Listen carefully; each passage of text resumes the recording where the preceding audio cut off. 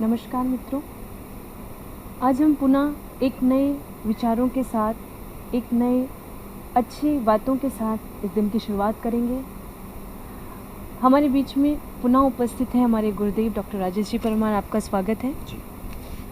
मित्रों। कल हमने बात की थी, गुरुदेव से बहुत सारी बातों को जाना और एक नए प्रकार से ये जाना कि पारद क्या है, पारद शिवलिंग का महत्व क्या है, उसकी स्थापना कैसे करें, उसकी साधना कैसे करें और हमारे जीवन में उसका उपयोग कैसे हम कर सकते हैं, उससे फल हमें कैसे मिलेगा और हमारी सफलता में कैसे सहायक है।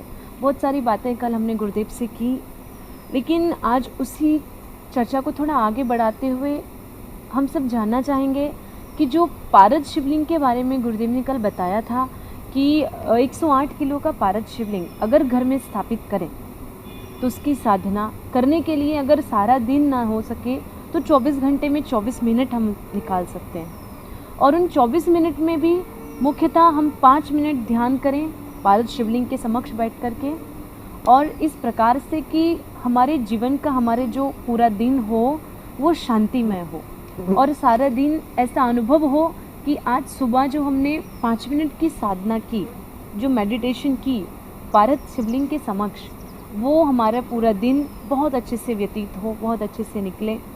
तो अगर इतना भी हम प्रतिदिन करते हैं तो जैसे गुरुजी ने बताया था कल कि हमारा इंश्योरेंस वहाँ होता रहता है सारे दिन का, ठीक उसी प्रकार। और ये बड़ी अच्छी बात है कि गुरुजी ने बोला था कि हम अपने शरीर की रक्षा के लिए, अपने शरीर को सही रखने के लिए कुछ इंश्योरेंस इस तरह का जमा करना ज़रूरी होता है। तो आज हम पुनः गुरुजी के समक्ष हैं और उनसे बहुत सारी बातें आज भी जानेंगे।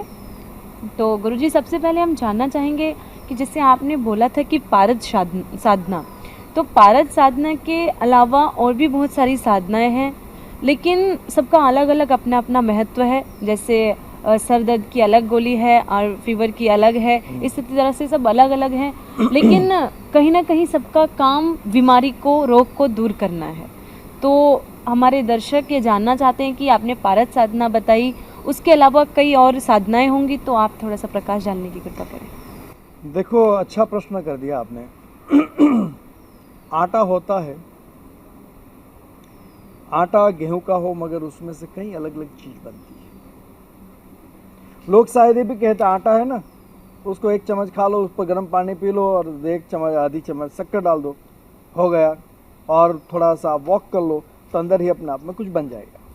ये बात बहुत अच्छी है, सुंदर है, मगर बात ये है कि वो सिर्फ से साधना, कोई भी शक्ति की हो, आराधना की हो, मन की शांति की हो, आध्यात्मिक की हो, भौतिकता की प्राप्ति की हो, व्यवसाय उन्नति की हो, कोई भी प्रकार हो, मगर गेहूं का आटा तो एक ही है। उस गेहूं के आटा में से आप रोटी बनाओ, परोठा बनाओ, पूड़ियाँ बनाओ, क्या अन्य मिठाई बनाओ, मूल तत्व है गेहूं का आटा। उस रूप से मूल तत्व साधना का है भगवान शिव और शक्ति।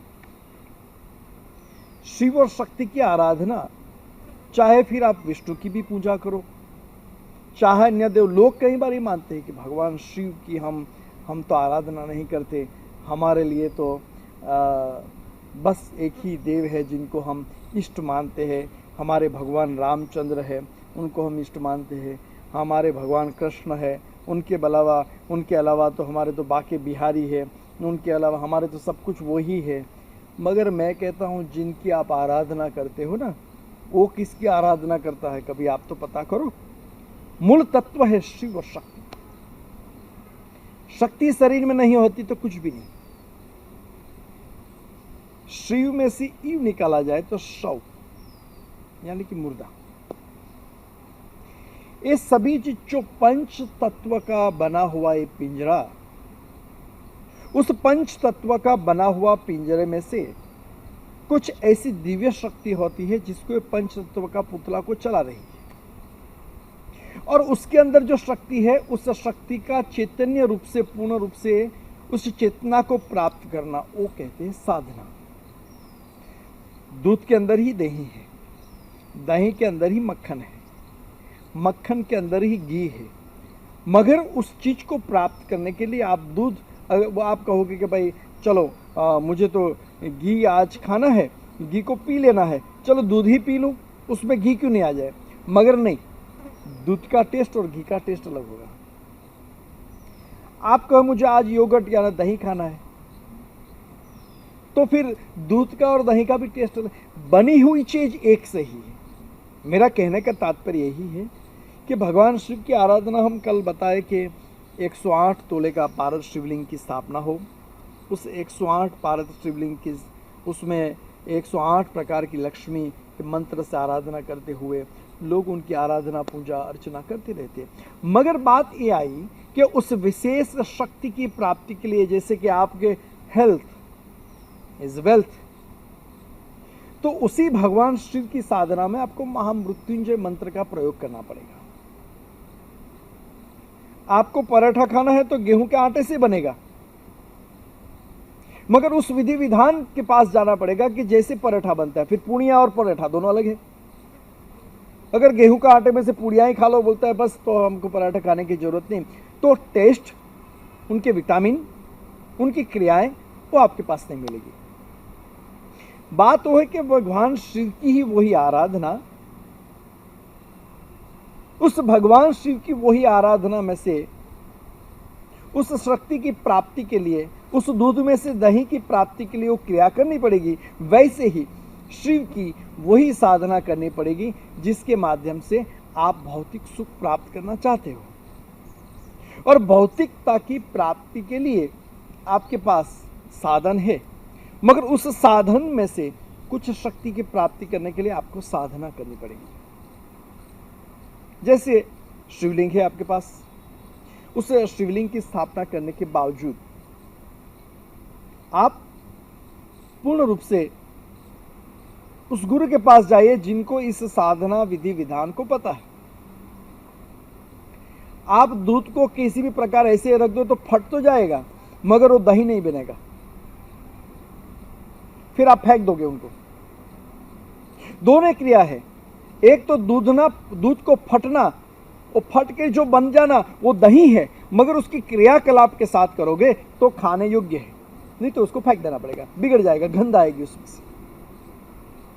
उसी प्रकार से शास्त्रों के अंदर साधनाएं बहुत है, शास्त्रों के अंदर विधि विधान भी है, मगर शास्त्रों की सिर्फ विधि विधान आपको परिचय कराएगी। शास्त्रों की विधि विधान सिर्फ आपको मार्गदर्शन दे सकती है। इसलिए शास्त्र में पूर्ण रूप से साधनात्मक परंपरा में जीवित चैतन्य और जागृत गुरु की आवश्यकता होती है। आप मूर्ति के पास चले जाओगे तो मूर्ति ये नहीं कहेगा नहीं बेटा ये तू गलत कर रहा है, वो डांटेगा नहीं। तो आप जो कहेंगे, जो भोग लगा दिया, आपको अंत में तो आपको ही खाना है ना, इसलिए भोग लगा देते हैं। आप अच्छी अच्छी चीजें बना देते हैं, भगवान को भोग लगा देते हैं, अंत में आप ही बैठ के खा लेते हैं। वो मूर्ति में से हाथ निकाल करके वो कोई पुण्य भगवान खाने वाले नहीं है, तो आपको पता ही है। मगर जहां भगवान की प्रतिमा है, उस प्रतिमा के पास बैठ करके आपको एक आंतरिक चेतना प्राप्त होगी, आंतरिक चेतना के साथ दिव्य शक्ति प्राप्त होगी, जिसके माध्यम से आपका मन शांत होगा। मगर साधना की परंपरा में से जीवित जागृत और चैतन्य गुरु की बहुत आवश्यकता है। वो आपको वहां फटकारेगा, वो आपको वहां कहेगा ये ठीक है, ये ठीक नहीं है। मगर उसको आप सामान्य मानव के रूप में जानते हो तो बात वो आपकी भावना, पत्थर को पत्थर के रूप में जानते हो तो वहां पत्थर का ही प्यार मिलेगा। मगर पत्थर के प्रभु के रूप में अगर मान लो तो उसी पत्थर में प्रभु ही ऐसी शक्ति प्राप्त कराएगा जिससे कि आपका कार्य सिद्ध होगा, आपको दर्शन होगा। वैसे ही मैंने आटे की बात, गेहूं के आटे की बात से शुरुआत की थी। ये पूरा प्रकरण बताने की क्रिया मेरा मकसद, मेरा उद्देश्य यही रहा कि साधना के लिए आपको पूर्ण रूप से चीज एक ही है। लोग कहते हैं एक ही साधना कर लो, उसमें भगवान शिव तो आ जाते हैं, फिर अन्य साधना करने की जरूरत नहीं। मगर आपका उद्देश्य रहा, वहां दूध पीने की इच्छा है, वहां छाछ पीने की इच्छा नहीं है आपकी, तो दूध का ही स्वाद मिलेगा, मगर दूध में से ही छाछ बनती है तो उसकी क्रिया करनी पड़ेगी। भगवान शिव की साधना एक ही है, मगर साधना का अलग प्रकार है। उस प्रकार की क्रिया को गुरु के पास बैठ करके सीखनी चाहिए। और ये जो साधना से सफलता की ओर की जो पूर्ण रूप से कार्यक्रम चल रहा है, उसमें क्षमा जी मैं अवश्य एक साधना आपको बताऊंगा कि इस साधना के माध्यम से भौतिक सुख की प्राप्ति कैसे हो। क्योंकि देखो, आज पूर्ण रूप से आप साधु हो, संत हो, योगी हो, यति हो, गृहस्थी हो, वो चाहता ही है कि एक भौतिक सुख की प्राप्ति हो। आम लोग कहते हैं कि भाई हम तो वैरागी है, हम तो त्यागी है, हमको कोई, मेरे ख्याल से उसको ज़्यादा ज़रूरत होती है, और उनको देने के लिए गृहस्थियों को ज़्यादा ज़रूरत होती है। और गृहस्थियों को भौतिक सुख, क्योंकि जो जितने प्रकार के सुख है प्रभु ने जो बनाए हैं, मैं तो कहता हूँ इस सुख में डूब मत जाओ, मगर उसका एक अपने आप में अनुभव तो करो कि एक क्या है। वो उस चीज़ का अनुभव ही नहीं करोगे जो प्रभु ने दिया, आपको कैसे पता चलेगा। उसका अनुभव तो करना चाहिए। और लोग बोलते हैं नहीं नहीं नहीं, मुझे तो ये चीज़ अच्छी नहीं लगती, मुझे ये चीज़ अच्छा नहीं लगता, ठीक है, मगर उसका अनुभव कर लेना चाहिए। और उसका अनुभव के माध्यम से अगर उसके बाद उस अनुभव आपके लिए अच्छी चीज़ लगे, आपके मन के लिए, आपके शरीर के लिए, आपके तन के लिए, आपके भाग्यों के लिए, तो फिर उसको आगे बढ़ाओ। मगर वो अच्छी नहीं लगे तो वहाँ बोला मैंने अनुभव किया मगर मेरे लिए अच्छी नहीं है। तो भौतिक सुख की जो साधना है, पारदेश्वर ज्योतिर्लिंग को प्राप्त करके कमल घट्टे की माला हो, कमल के बीज की माला हो, और कमल के बीज की माला के साथ मंत्र जाप करना है। ये साधना 21 दिन की है।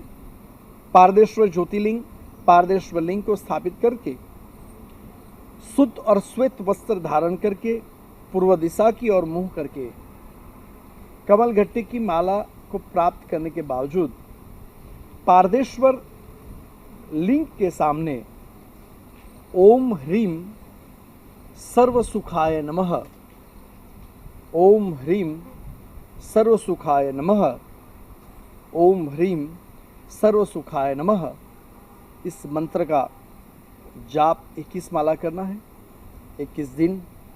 और पारदेश्वर शिवलिंग के सामने ये जाप करने के बावजूद 21 दिन के बाद जो आपके पास कमल घट्टे की माला है, उस माला के एक एक मनके को तोड़ करके उसी मंत्र से आहुति देनी है यज्ञ में। ये है पूर्ण भौतिक सुख की प्राप्ति का एक पूर्ण प्रयोग। आप ये मत सोचना कि एक बार आप ये साधना कर लोगे तो आपको पूर्ण सुख प्राप्त हो जाएगा। पहली कक्षा में पढ़ता हुआ बच्चा वही चाहता है कि मुझे एसएससी का पूर्ण सर्टिफिकेट मिल जाए, तो जरूरी नहीं है। उसको 1 साल के बाद दूसरे साल के बाद तीसरे साल, और 10 स्टेप उसको निकालने पड़ेंगे। उसी रूप से एक बार साधना करने से सफलता प्राप्त नहीं हुई, उसका मतलब नहीं है कि आप असफल हो गए, मगर उस एक स्टेप में आगे बढ़े। ऐसे आप करते रहोगे साल में कम से कम या महीने में एक बार, तो अवश्य भौतिक सुख की प्राप्ति के पूर्ण रूप से रास्ता सरल हो जाएगा, उस लक्ष्य की प्राप्ति हो जाएगी और जीवन में सुख शांति और सौभाग्य की प्राप्ति होगी। ये एक सरल साधना है जिसको आप भौतिक सुख की प्राप्ति कर सकते हैं। जी गुरु जी, आपने एक बहुत अच्छी बात कही कि हम सब साधना तो करते हैं, हमारा उद्देश्य भी होता है, लेकिन उस उद्देश्य के पीछे जो एक और उद्देश्य छिपा है कि हमें भौतिक सुख की प्राप्ति चाहिए या आध्यात्मिक सुख चाहिए। आध्यात्मिक सुख यानी कि हमें शांति नहीं मिल रही है, हम अपनी आत्मा से, मतलब अंदर बिल्कुल खुश नहीं है, अंदर एकदम हमारे सब कुछ डिसमिस चल रहा है, कुछ भी ठीक नहीं चल रहा है। तो या तो उसको ठीक करने के लिए हम साधना करें, या फिर हमारे पास ये नहीं है, वो नहीं है, भौतिक चीज़ों का अभाव है, या फिर उसको प्राप्त करने के लिए। जैसे बहुत सारे लोग हैं जो भौतिकता के लिए ही, भौतिक सुख के लिए ही साधना को करते हैं। लेकिन आपने बोला कि आजकल लोग जो ऐसा बोलते हैं कि नहीं नहीं, बस हमें तो आध्यात्मिकता चाहिए, हम इसीलिए साधना कर रहे हैं, पर कहीं ना कहीं उसके पीछे उनका ये स्वार्थ कह लीजिए वो छुपा ही रहता है कि हमें ये चीज़ प्राप्त होगी। और एक और बात बहुत अच्छी लगी मित्रों कि हम सोचते हैं कि मान लीजिए महामृत्युंजय मंत्र की साधना है और 21 दिन करनी है। हम सोचे कि इन 21 दिन साधना करने से हमारी पूरी ज़िंदगी में कोई दुख नहीं आएगा, कोई परेशानी नहीं आएगी, सब चीज़ें मिल जाएंगी, तो ऐसा संभव नहीं है। जैसे गुरुजी ने बहुत अच्छा एक एग्जांपल दिया हमसे सबसे रिलेटेड कि जब हम फर्स्ट क्लास में होते हैं तो फर्स्ट क्लास की जब फाइनल एग्ज़ाम दे रहे होते हैं एनुअल एग्ज़ाम, तो अगर हम सोचें कि बस ये एग्ज़ाम निकल जाए देन हम पूरा 12th कर लेंगे, तो ऐसा संभव नहीं है। हमें हर एक क्लास में अलग अलग एनुअल एग्ज़ाम्स देनी होती है। ठीक उसी प्रकार से हर एक साधना का अपना अलग महत्व है और इतना डिटेल में इतना अच्छी प्रकार से गुरुजी ने हमें अभी बताया, अगर हम थोड़ा ध्यान से सुने कि किस प्रकार से एक एक चीज़ को समझाया गया। चैतन्यता, जागृत अवस्था, समग्रता, ये सब चीज़ें गुरु, जिसको गुरु कोई व्यक्ति नहीं, गुरु कोई मूर्ति नहीं, गुरु जो है वो इन सब चीज़ों का संयोग है। जिनमें ये सारी चीज़ें पाई जाए उसे हम गुरु कहते हैं। और जैसे रामायण में कहा गया है, रामचरितमानस में गोस्वामी तुलसीदास जी ने कहा, गुरुविन भवनिधि तरई न कोई। गुरु के बिना तो ये संसार सागर को पार नहीं कर सकते, लेकिन तलाश होती है उस गुरु की। तो गुरुजी थोड़ा सा मैं एक बात और जानना चाहूँगी, हम सभी के मन में प्रश्न रहता है मित्रों, हम सभी के मन में आता होगा कि गुरु की तलाश तो करें, लेकिन जब गुरु खोजें तो एक कहावत है कि पानी पियो छान कर और गुरु की जो जान कर। तो ये जो मुहावरा बनाया गया, तो इसमें आप क्या कहना चाहेंगे? देखो, ये बात एक अच्छी लगी मुझे, क्योंकि मैं कहता हूँ कि अगर आप चीनी खा रहे हो, खाने के बावजूद अगर डायबिटीज हो रही है तो मत खाओ। आपको कोई चीज आपके हृदय और मन को स्पर्श कर दे, ज्ञान से, अपने आप में उनके मार्गदर्शन से, अपने आप में उनकी कोई चेतना के माध्यम से, मन को और हृदय को, सिर्फ मन को नहीं और सिर्फ हृदय को भी नहीं, मन को और हृदय दोनों को स्पर्श कर दे, वो वैसी कोई शक्ति आपके सामने उपस्थित हो जाए, तो मैं आपको जरूर कहूँगा कि वो दिव्य शक्ति आपके लिए है। वो आपका हाथ पकड़े या नहीं पकड़े, मगर आप उनका हाथ मत छोड़ो, आप उनका हाथ पकड़ लो। जिसके माध्यम से, मेरे जीवन का भी एक किस्सा मैं अगर बताऊं, तो हर वक्त लोग ये कहते हैं कि हम इतनी पूजा पाठ करते, गुरु हमारा ध्यान क्यों देते, क्यों नहीं देते। अगर मैं कहता हूं कि आप गुरु का ध्यान करो ना, गुरु आपका ध्यान अवश्य कर लेगा, मगर आप उनके साथ जुड़ जाओ। वो तो आपके साथ जुड़े हुए ही है, हवा तो सर्वत्र व्यापी है, मगर आपको जितनी हवा चाहिए उतना आप क्यों नहीं लेते? आप हवा का दोष क्यों निकाल देते कि हवा क्यों नहीं आ रही है?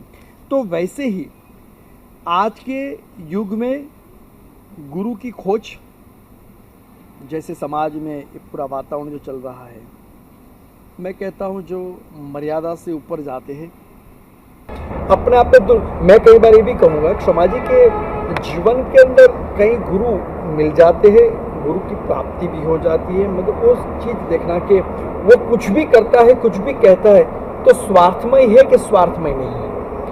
अगर वो अपने ही स्वार्थ को जोड़ करके चलता है तो ये समझना कि वहाँ वो लंबा रास्ता नहीं, मगर उसी अपना स्वार्थ भी है कि साधक भक्त योग्य स्थान पे पहुँचे, वो अपना स्वार्थ है। और दूसरा स्वार्थ अपना ये है कि वो बच्चा, आज मैं बीज जो डाल रहा हूँ कल वृक्ष बनेगा, वो वृक्ष के नीचे हजारों लोग बैठ करके छाए लेंगे। अगर वैसा स्वार्थ है तो वो सदगुरु है, उनका हाथ छोड़ना चाहिए। जी गुरुजी, बहुत अच्छी आपने गुरु परखने की, गुरु को बनाने की पहचान हमें बताई। कि हम सभी के मन में प्रश्न रहता है कि सब लोग कहते हैं गुरु बनाओ, लेकिन आमतौर पर हमारे जब हम गुरु बनाने की सोचते हैं, विचार आते हैं, तो मन में एक प्रश्न आता है कि आज का जो माहौल हो गया है, आज की जो विडंबना है, उसको देखते हुए गुरु का सिलेक्शन कैसे करें? सिलेक्शन यानी कि कैसे हमारे जीवन में हम जान सकते हैं कि ये हमारे लिए सही मार्गदर्शक के रूप में काम करेगा। तो उसका सबसे अच्छा उपाय गुरुदेव ने बताया कि जिसके समक्ष जाने से हमारा अभिमान क्षीण हो जाए, जिसके समक्ष बैठने से हमें आनंद हो। जैसे कि गोस्वामी जी ने जब रामचरितमानस लिखा तो पहले भी बहुत सारी रामायण है, तो लेकिन उनको पूछा गया आपने ग्रंथ क्यों लिखा? एक ही बात कि स्वांता सुखा, इसे लिखने से और कुछ नहीं, सिर्फ मुझे आनंद मिल रहा है, मेरी आत्मा को शांति मिल रही है, मुझे स्व आनंद मिल रहा है। तो वही कि गुरु की परख करनी है, गुरु को पहचानना है। तो सिंपल एक सबसे साधारण तरीका कि जहाँ पर हमें शांति मिले, जहाँ पर हमें आत्मिक आनंद की प्राप्ति हो, वही गुरु की सच्ची पहचान। और दूसरी बात आपने बोला कि जब गुरु के द्वारा कोई मार्गदर्शन हमें दिया जाएगा कि इस रास्ते पर चलो, ये साधना जीवन के लिए बहुत आवश्यक है और आप इस योग्य हैं, आप ये करने में सक्षम हैं, तो हम अगर वही साधना, वही मार्ग को अपनाएंगे तो हमें डेफिनेटली सफलता का जो एक सफलता रूपी जो एक हमारी मंजिल है, जो गंतव्य है, वो प्राप्त होकर ही रहेगा। तो गुरुजी जानकर बहुत अच्छा लगा।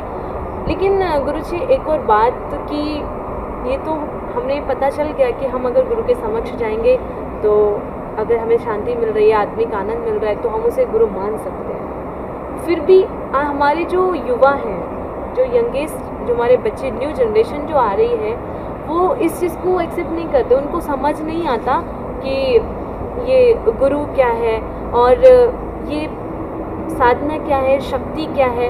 तो हमारे युवाओं के लिए आप थोड़ा सा प्रकाश, मार्गदर्शन। आज के 21वीं सेंचुरी में हर चीज़ रेडीमेड चाहिए, चाहे वो छोटा हो, बड़ा हो, कोई भी प्रकार हो, सब रेडीमेड। खाना हो तो भी रेडीमेड। तो उसी प्रकार से आध्यात्मिक जगत के अंदर भी लोग, हमारे बच्चे यही सोचते हैं कि हम कम समय में अपने लक्ष्य की प्राप्ति कैसे करें। समय कम है, मगर मैं ये कहता हूं कि आपको 3 घंटे तक फिल्म देखने का टाइम है। 24 घंटे में से आपको 5 घंटे फेसबुक पे बैठने का टाइम है। 24 घंटे में तो कितने घंटे आपको व्हाट्सएप पे बैठने का टाइम है। तो क्या प्रभु की भक्ति को करने का टाइम नहीं है? बात ये होती है कि आज के यंग जनरेशन ये चीज देखता है कि प्रैक्टिकल बात क्या है। हर चीज को कहते हैं, वो हर चीज के पीछे ही कहता है कि भाई एक क्वेश्चन क्यों है, कि प्रश्नार्थ, ये मैं करूं तो क्यों करूं, उसको मुझे करना है तो क्यों। माँ बाप कहते हैं कि बच्चे आप ये करो, नहीं हमारे पूर्वज करते आए हैं इसलिए आप भी करो। मगर नहीं, आज के 21वीं सेंचुरी के जो बच्चे वो कहेंगे कि नहीं मैं नहीं करूंगा, मैं जब तक अपने मन की, हृदय की संतुष्टि प्राप्त नहीं हो तब तक मैं नहीं करूंगा। तो वहां 2 चीज आ जाती है, एक चीज माँ बाप की गलती, दूसरी चीज बच्चों की अपने आप में समझने की कैपेसिटी। दोनों चीज आ जाती है। मगर वहां मैं माँ बाप की गलती इसलिए कहूंगा, चाहे मैं भी माँ बाप उस बाप की कक्षा में हूं, तो मैं अगर मेरे बच्चों को उस क्रिया को नहीं समझ पाऊंगा, उनको नहीं समझ पाऊंगा, मैं नहीं समझा पाऊंगा, तो मुझे किसी और का सहारा लेना पड़ेगा।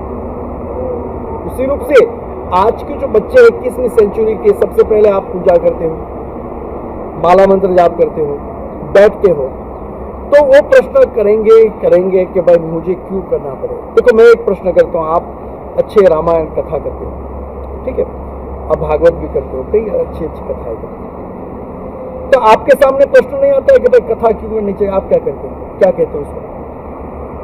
कथा करना एक अलग थोड़ा हो जाता है, लेकिन इसमें मेन क्योंकि हम हिंदू संस्कृति से जुड़े हैं, सनातन संस्कृति से, तो हर एक व्यक्ति जो सनातन संस्कृति के अंदर आता है उसका कर्तव्य बनता है अपने धर्म को, अपनी धर्म परायणता को बनाए रखने के लिए। तो बस किसी का लेवल थोड़ा ऊपर हो जाता है तो उस चीज़ को बनाए रखने के लिए अपने साथ साथ दूसरों को भी उस चीज़ को करने के लिए प्रेरित करता है। और आम जो लोग हैं वो बस अपने तक सीमित रख जाते हैं। तो सिर्फ इतना सा है कि मेरी कथा करने का उद्देश्य ये नहीं रहता कि इधर कथा की इतने लोग जुड़ गए, इधर कथा की, बल्कि जहाँ भी 10 जगह कथा है उसमें से अगर एक भी व्यक्ति अपने आप को बदल पा रहा है यानी अपनी संस्कृति के बारे में जागृत हो रहा है, उसको समझ पा रहा है, एक भी युवा, मेरी कथा करने का मुख्य उद्देश्य जो है वो युवाओं के लिए कि वो जागृत हो, उनको समझ आए कि हमारी संस्कृति क्या है, क्या थी, क्या चली आ रही है और आगे कैसे रखनी है। तो मेरा तो उद्देश्य वही है। आपका उद्देश्य ठीक है। अभी जब साधनात्मक परंपरा की हम बात करें तो आप एक बच्चे को बोलोगे भाई आपको 10 मिनट बैठ करके मेडिटेशन करना है, ध्यान करना है। मैं आपको बोलूँ 10 मिनट ध्यान करना, आप क्या करोगे? सबसे पहले क्वेश्चन कि ध्यान क्यों करना है, ध्यान करने से क्या होता है? मैं आपको कहूँ कि भाई खाना क्यों चाहिए? भूख मिटाने। तो फिर खाना कैसा खाना चाहिए? तो डाइजेस्ट होता है। ठीक है, डाइजेस्ट भी हो गया तो फिर आप खाना की जो प्रकार है उसमें आप कहते हो कि भाई ये खाना चाहिए, वो नहीं खाना चाहिए, ये सब मर्यादा लग जाती है। उसी प्रकार से ध्यान की जो क्रियाएं है, ध्यान की प्रक्रिया है, साधना की प्रक्रिया है, उसमें भी कितने प्रकार हैं। सामान्य रूप से यंग जनरेशन जो है उसमें समय की बहुत मर्यादा है, क्योंकि वो बाहरी जगत से इतने जुड़े हुए होते हैं कि आंतरिक अंतर्मुखी बनने के लिए उनको बहुत वक्त लगेगा।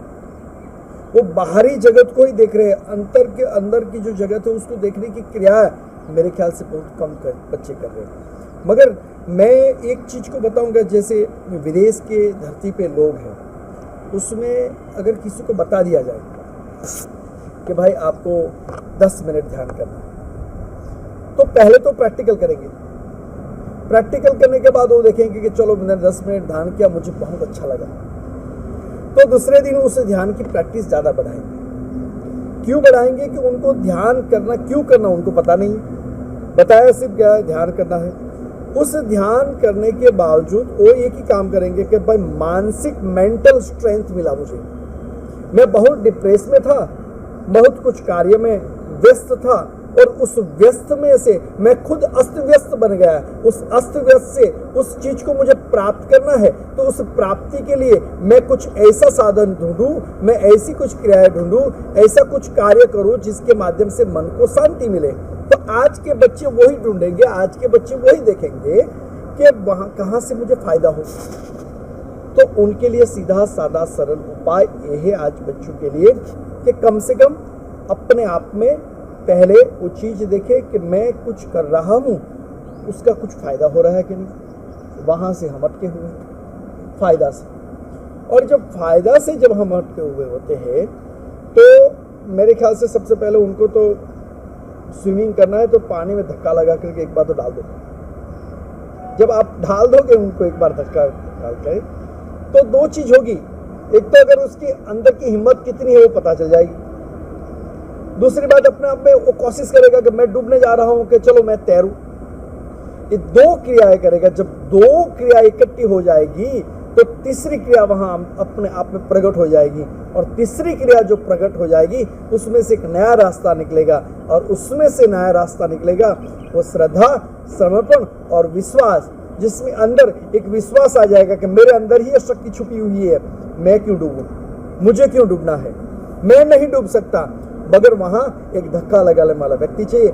आज के बच्चा इतना सेंसिटिव है, उनको एक धक्का लगाने वाला गुरु चाहिए कि योग्य जगह पे हो जाए। इससे एक नई बात मित्रों हमें जानने को मिली, हम सबके अंदर कार्य करने की क्षमता है, लेकिन हम उसे पहचान नहीं पाते। जैसे जो बच्चे हैं वो बहुत आगे जा रहे हैं, बहुत एडवांस हैं, और वो हर एक चीज़ को अच्छी तरह जानते हैं, लेकिन कहीं ना कहीं हमें शर्मिंदगी महसूस होती है तब जब बात हमारी संस्कृति की आती है। लेकिन उसको भी जनाने का काम हमारे परिवार से, हमारे गुरु से। तो 2 मिनट बस यही कहना चाहूँगी कि जो हमारा परिवार है, जो हमारे जो फैमिली बैकग्राउंड है, अगर वहीं से थोड़े संस्कार बच्चों के अंदर डाला जाए, उनको थोड़ा थोड़ा बताया जाए, तो शायद हमारे बच्चे, जो आने वाली जनरेशन है, वो अपनी संस्कृति को ऐसे ही बनाए रखेंगे।